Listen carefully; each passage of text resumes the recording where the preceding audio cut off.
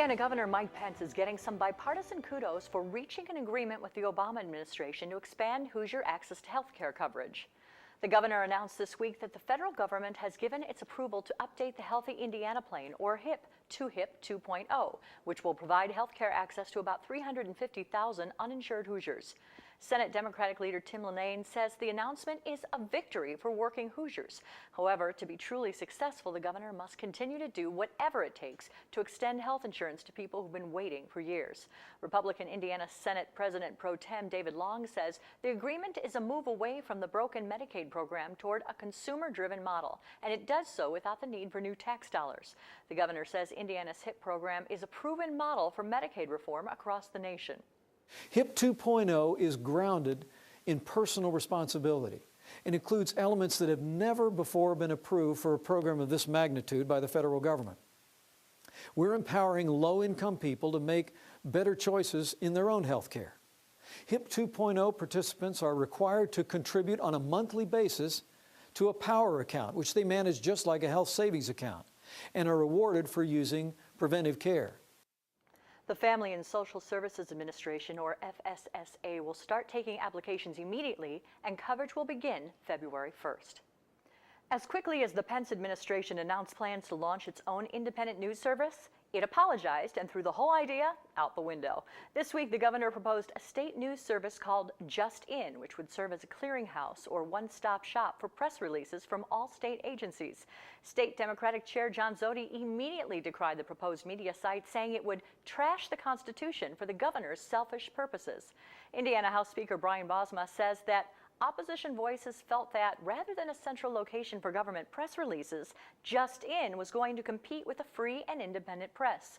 Governor Pence says the outcry is an understandable misunderstanding, and that in light of the concerns expressed, he's terminating development of the Just In website immediately.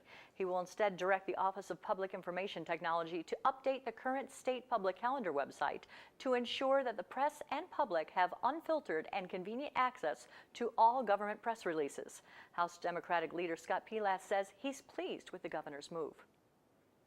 I wish the governor would have realized this about 2 days ago, but I hope that they looked at the calendar and concluded that the onslaught of amendments to defund this particular media bureau was going to continue.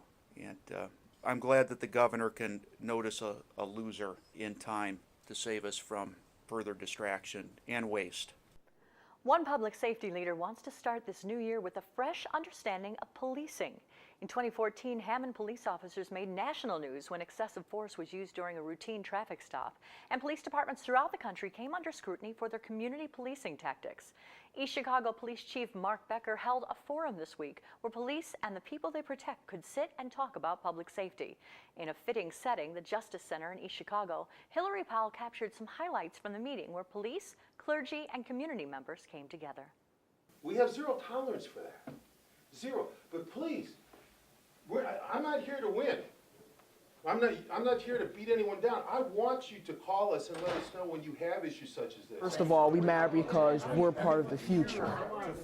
And we also matter because everyone's lives matter. The president cares about everyone. God cares about everyone. Jesus cares about anyone. Everyone should care about everyone because everyone has the right to live. And Black lives are a part of that too. It makes sense for those who are committing crimes to try to intimidate those who have information. I was really happy to see the younger kids here, the teenagers here, because those are the people we have to reach. Cops die each and every week doing their job. The line we set at the Chicago Police Department is, you're going to treat people on a professional level. You're going to treat them as you would want a member of your family to be treated. They don't wave. I've done it. I've tested them. You know, they ride by and look at me like I'm a second-class citizen. So I brought this up at a meeting before, and they were supposed to take care of it. I said, what we need in that area is for police to get out, start getting out, just walk the beat. It's really an education process. We don't always do the right thing. Sometimes we make mistakes. We got that.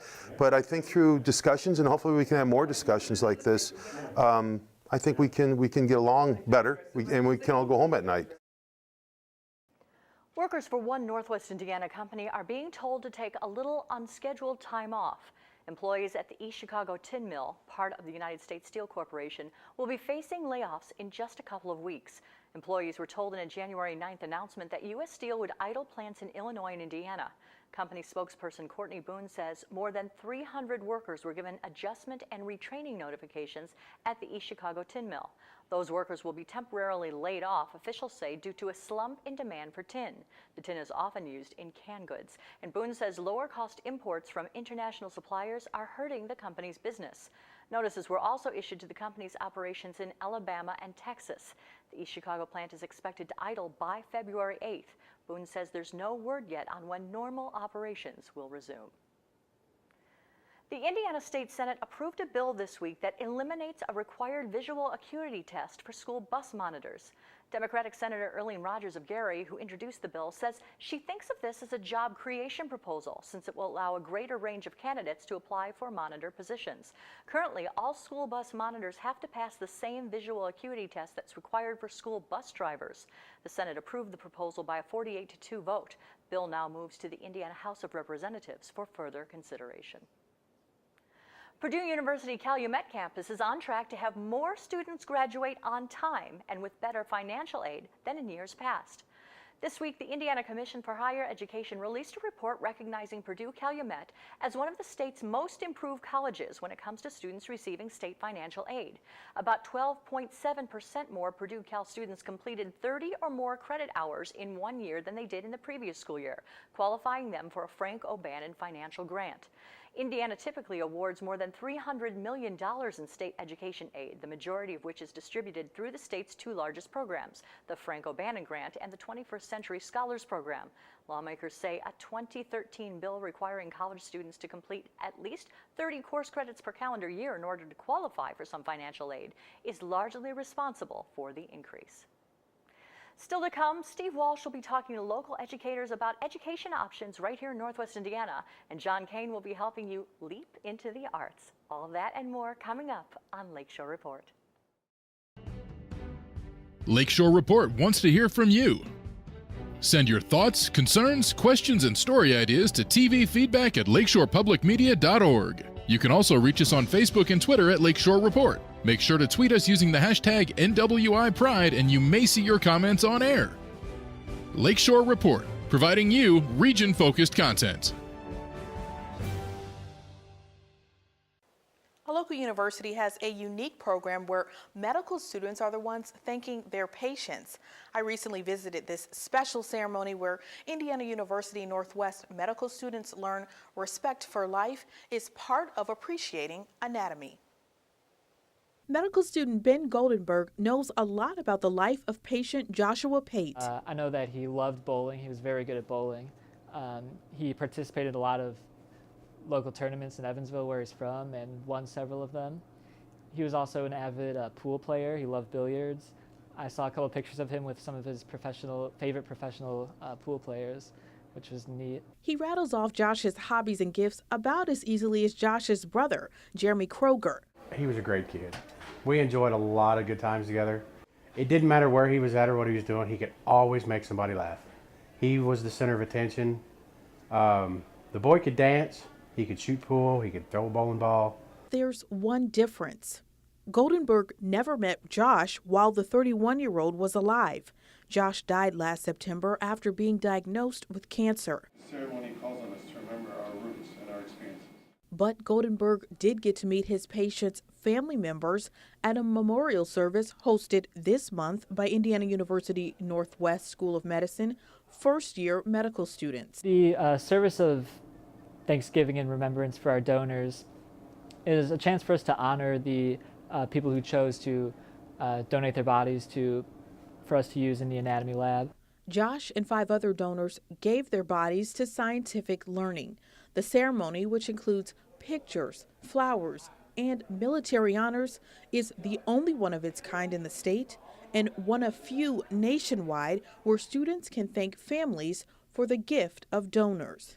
It feels good. I think it's the right thing to do. I really think that all medical schools should have a service like this because it really is a very important part of our education, and it really is a big commitment and a huge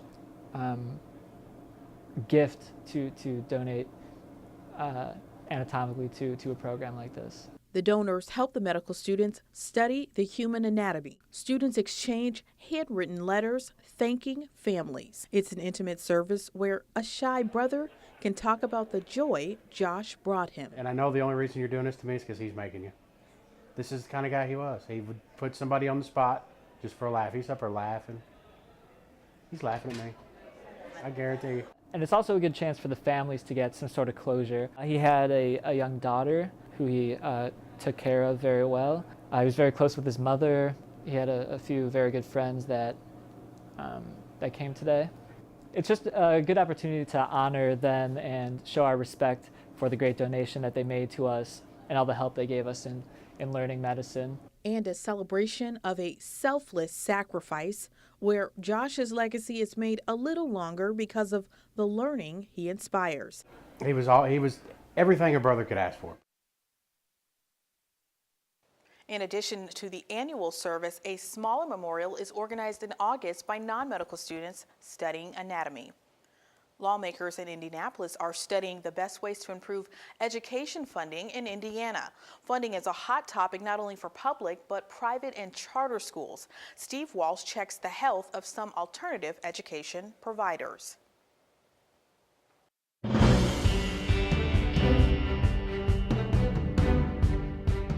Lawmakers in Indianapolis are looking at changing the school funding formula. Governor Mike Pence has talked about providing more money for charter and voucher schools. Indiana already has one of the most open education systems in the country.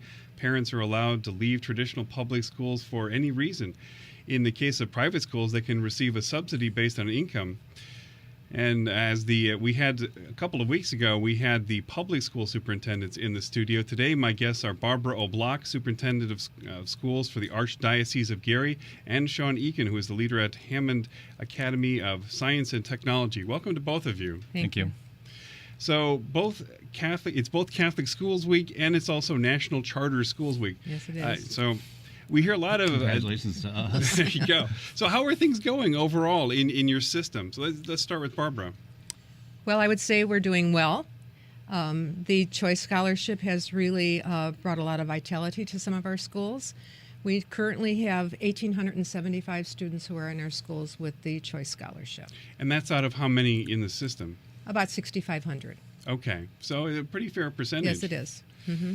And I know that over the border in Chicago, the diocese is looking at closing a bunch of schools. Are you looking at any of that now in Indiana? No, I would say everybody's pretty healthy now that they've accepted the Choice Scholarship student.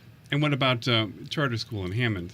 Hammond Academy is probably the new kid on the block in the region as far as being a charter school. We're just wrapping up our 5th year of existence. Last year we saw our first graduating class, and I'm very proud to say that we had a 90% plus graduation rate, a number of students with honors diplomas, a large number of students with college credits, and just hearing our graduates come back and tell us how they're faring at colleges all over the state and the region, I think that we've done a fantastic job preparing them. 5 years in, self-sustaining, do you think? You're in good shape? We have a strong waiting list of students. What do you guys do differently than the traditional public schools? Hands-on curriculum first and foremost. Every child has an iPad in their hand, no matter who they are, where they come from. They get the iPad. I was just talking to a child yesterday who has been all over the region going to school, so we're sort of his last-ditch effort. He cannot believe that all of his books are accessible to him on an iPad. That's an example. And how come you're able to do that? And while if you go downstate, they talk about there's a disparity in funding, that charter schools receive less than traditional public schools. How are you able to afford iPads in every student? We do receive less, but the mere fact that we put into our mission statement that every child would have access, we have stuck to that religiously. I use the term very carefully, religiously, but we make sure that every classroom has a smartboard, every child has an iPad, and we've got a large number of tablets in the building. That was an outlay of $1.5 million originally that we used our first year of our budget, and it's a big hit, but we do it because we are married to that in our mission. And so when it comes to Catholic schools, what do you do differently than in traditional public schools? And obviously, one thing is you can teach religion. That's correct. And I think that the folks that choose to send their children to our school choose us for that reason. I always like to say that our schools are like an apprenticeship or an internship. And any high school or college student would love to have an internship. We are an internship in Christian living and gospel living. We expect to bring Christ to our students and have them take Christ back out to others. So that's our mission. It's central to your mission. It's always been the central Yes. mission of Catholic schools. Are you troubled at all that public money is going to fund Catholic schools and a Catholic mission? Well, public money is going to parents, and parents are making the choice on how they want to use that public money. And then if they choose to send their children to our school, then we receive those funds. But public funds do not come to us directly. All right. Well, that's unfortunate. We're going to have to leave it. We've had Barbara Block, Superintendent of Schools for the Archdiocese of Gary, and Sean Egan. He's a leader of the Hammond Academy of Science and Technology. Thanks to both of you for being on. You're welcome. Thank you as well. Prostate cancer is usually diagnosed with a standard biopsy, which randomly samples the entire prostate with the help of an ultrasound. A newer, more targeted approach uses magnetic resonance imaging, or MRI technology, to help identify prostate cancer. A new study examined whether this new approach using MRIs was better at detecting prostate cancer, especially higher risk tumors. Catherine Dolph has more in this week's JAMA report. We've met many patients like you whose tumors are hidden. Ronald Briscoe is talking with doctors about his prostate cancer. My older brother, my father had it, and also my baby brother has it. Doctors found his high-risk prostate cancer by using MRI-guided technology. MRI can tell us where tumors are hiding in the prostate. It's not normally sampled. This approach is different from a standard prostate biopsy that uses ultrasound. Ultrasound ensures that the needles hit the prostate, but we don't use the ultrasound to direct the needles into where the tumor may be present. We randomly try to get all the prostate sample in hopes of catching the cancer. Doctors Peter Pinto and Manaj Siddiqui from the National Cancer Institute, National Institutes of Health, along with their co-authors, looked at more than 1,000 men with elevated PSA levels. These men underwent both an MRI-guided targeted biopsy and also the traditional standard biopsy using ultrasound alone. The results of both biopsies were then compared. The targeted MR-guided biopsy had a 30% increase in detection of high-risk prostate cancer as compared to the traditional biopsies performed today. The study appears in JAMA, Journal of the American Medical Association. Low-risk cancers that are felt to be overdiagnosed and overtreated were actually detected 17% less in the targeted biopsy. While the results of this study are still preliminary, additional research is still needed to understand how this new technology might be used in the future. The benefit of doing that is that we maximize our ability to detect the high-risk cancers that matter, and also potentially avoid the harm of detecting cancer which is clinically insignificant and unlikely to cause problems for the patient.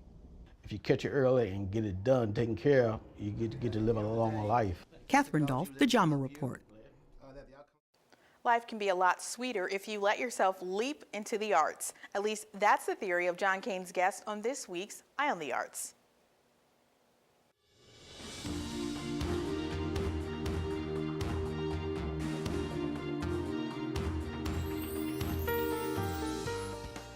Hi, joining me for this edition of Eye on the Arts is Nancy Nyquist-Schoen, who is a board member with South Shore Dance Alliance, also the co-chair of Leap into the Arts. Yes, I am. And you've been here, Nancy, in the past to tell us about Leap into the Arts. I have. I think I've done this. This is my third year to talk with you. Great. Well, Not that I haven't talked with you before that. Exactly, but at least we're consistent Yes. having you back year Yes, after year. thank you. So A Leap into the Arts is coming up at the end of February. It is Friday, February 27th.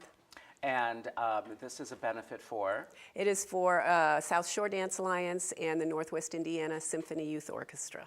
So over the years, the Leap into the Arts has benefited a number of youth-serving arts organizations. Yes. This year, just two, however. Just two. How is that? I think it's going to be really fun. Our artistic director, Larry Brewer, and the orchestra director, Phil Bowman, work very well together and have some really fun collaborative pieces planned.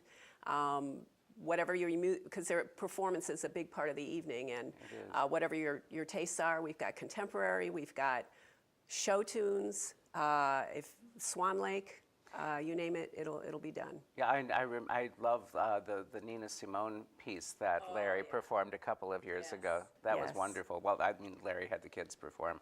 They're also good. The youth orchestra is certainly excellent. I know that students from South Shore Dance Alliance are always going on to incredible opportunities and pursuit in their higher education and dance. That's fantastic.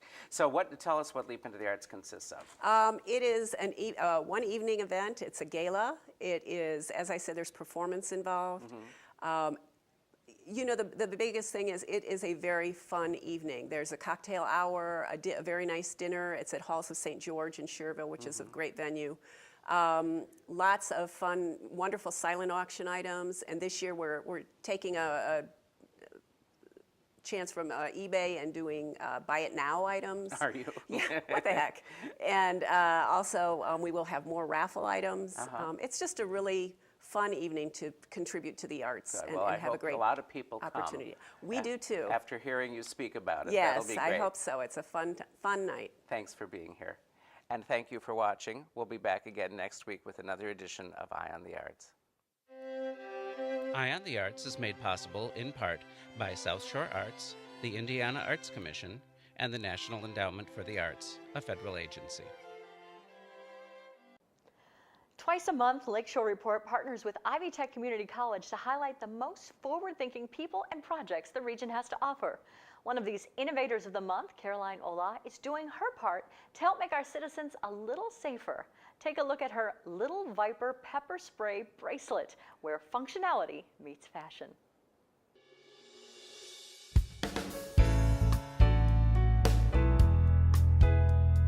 The Little Viper is the world's first and only fashion pepper spray self-defense bracelet. Life isn't like it was when I was younger. I have 2 daughters, and I would give them pepper spray when they would go out, or I drop them off at the mall, and they would always put it in their purse or in their backpack or somewhere. And I just started thinking about it, and I thought, what if someone just catches them off guard? If I could make something that someone would want to wear, it would be on them at all times, just like a piece of jewelry. And if it looked, you know, fashionable enough, no one would even know they're wearing pepper spray. They wouldn't be embarrassed to have it, and they would just put it on their wrist and be ready anytime at a moment's notice. This is just kind of the average, you know, pepper spray, and you see how it looks, and you have to hold it at all times and be ready, or you know, clip it on your purse. So you know, a lot of people don't want to be holding this all the time. So you put it on your wrist, and all you have to do is press both sides together, and it sprays out. It solves what I think is a major problem. Assault and rape is a huge problem. And although there's pepper spray on the market, I don't believe that it can be ready at a moment's notice. I think it's a little bit cumbersome, it's a little big. A lot of people only carry it when they think they might be in a dangerous situation, but as we know from the news, you never know when you're going to be in a dangerous situation. So this is just a regular silicone bracelet. There's a lot on the market, like for Livestrong and all the, it's very popular. This is ours, Little Viper. So it's not much different. It's not much bigger. This only weighs 1 ounce. This might be a little less than 1 ounce, but it's really not that different. They're very lightweight and comfortable. I'm already thinking of new designs for it too, and a few other different gadgets that are pepper spray. So I'm hoping to grow it into a nice safety kind of business that sells numerous different wearable technology. We have some dealers that also sell online at like Amazon, or there's a lot of safety and security websites that do sell it that are dealers. The thing with the Little Viper is it can be sold anywhere, from drugstores to sporting goods stores. So it's just trying to get the right people for the right channel to kind of get us there. If you'd like to take another look at that Society of Innovators story, or any of our stories that we presented today, all you need to do is go to our website, lakeshorepublicmedia.org. That's right. You can reach us there or on Twitter at Lakeshore Report. We're also on Facebook with our Lakeshore Report Facebook page. We always want to know your questions, comments, concerns, and story ideas. We always like to hear what you want to hear. We love hearing from our viewers. We want to thank you so much for joining us, and we hope to see you again next week on Lakeshore Report.